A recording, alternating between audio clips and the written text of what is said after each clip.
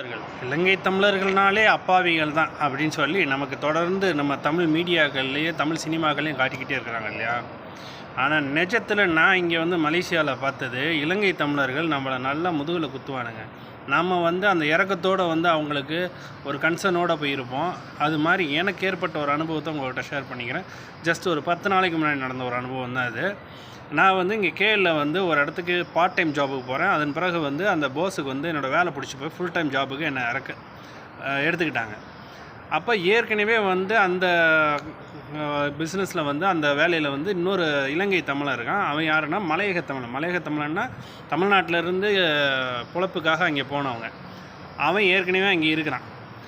அதே மாதிரி நான் போய் சேர்றதுக்கு ஒரு நாளைக்கு முன்னாடி யாழ்ப்பாண தமிழன் ஒருத்தன் சேர்றான், ஒரு சின்ன பையன். ஸோ இந்த 2 பேரும் இவங்களுக்குள்ளே ஒரு ஈகோ கிளாஸ் ஓடிட்டுருக்கு. ஏற்கனவே ஒருத்தனுக்கு தெரிஞ்சிருக்குது இங்கே மலேசியாவில். இதில் அந்த மலையக தமிழன் ஊர்லேயே ஏற்கனவே இலங்கையிலேயும் நிறைய கடன்லாம் வாங்கிட்டு தொழிலெலாம் பண்ணிவிட்டு எல்லாத்தையும் ஏமாற்றி விட்டு தலைமறைவாகிறதுக்காக இங்கே மலேசியாவுக்கு ஓடி வந்தவன். இப்போ நாங்கள் நாளடைவில் ஒரு அந்த யாழ்ப்பாண தமிழன் நானும் புதுசு பாருங்கள். நாங்கள் கொஞ்சம் கொஞ்சமாக வேலையை கற்றுக்கிட்டு கொஞ்சம் வேகமாக பண்ணும்போது இந்த மலையக தமிழனுக்கு அந்த இலங்கை தமிழனுக்கு ஒரு பொறாமை வந்துருச்சு, ஒரு பயம் வந்துருச்சு. ஓஹா, இவங்க இருந்தால் என்ன நமக்கு வேலைக்கு ஆபத்து வந்துருமென்னு சொல்லிட்டு அந்த முதலாளிகிட்ட ஏற்கனவே அவன் ரொம்ப நட்பாக இருந்திருக்கிறேன். இதே நட்பை பயன்படுத்தி இதுக்கு முன்னாடி ஏகப்பட்ட பேரை வேலையை கெடுத்து விட்ருக்கான். ஏற்கனவே இருந்த இலங்கை தமிழர்கள் பேரையும் கெடுத்து விரட்டி விட்டுருக்கான் அவன்.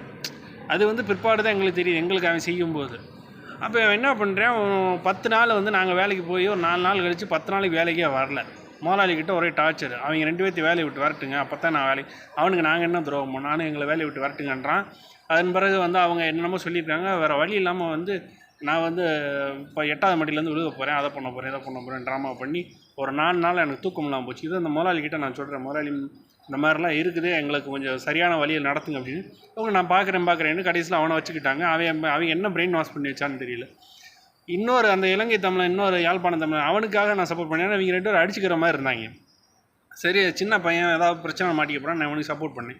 கடைசியில் இவங்க 2 பேரும் என்ன பண்ணிட்டாங்க, எனக்கு எதிராக அப்ளை பண்ணி நான் ஏதோ இவங்கள வேலையை விட்டு கெடுக்கிற மாதிரி இவங்க ட்ராமா பண்ணிட்டாங்க. இந்த முதலாளி அம்மாவுக்கு உண்மை தெரியும், இருந்தாலும் ஆள் வேணுமென்னு சொல்லிட்டு இவங்கள பிடிச்சி வச்சுக்கிட்டு இருக்காங்க. இந்த இலங்கை தமிழர்களுக்கு உதவி பண்ணணும்னு நினைக்கிறதோ அது சொந்த காசுலேயும் சூன்யம் வைக்கிறதுக்கு சமம். இந்த இலங்கை தமிழர்களுக்காக ரொம்ப கொதிச்செழிஞ்சு படம் எடுக்கிறாங்க பாருங்க. இந்த படத்தெல்லாம் கொஞ்சம் கூட மதிக்காதீங்க, அதை நம்பாதீங்க. ரியாலிட்டியில் வேறு மாதிரி இருக்காங்க. நல்ல தமிழர் இருக்காங்க, நான் இல்லைன்னு சொல்லலை. அவங்க இந்த மாதிரி இருக்க மாட்டாங்க. ஏன்னா இதே இலங்கை தமிழனால் ஏகப்பட்ட இலங்கை தமிழர்கள் பாதிக்கப்பட்டிருக்காங்க. அதனால் 10 பொதுவாக இலங்கை தமிழங்களை நம்பாதீங்க. நன்றி.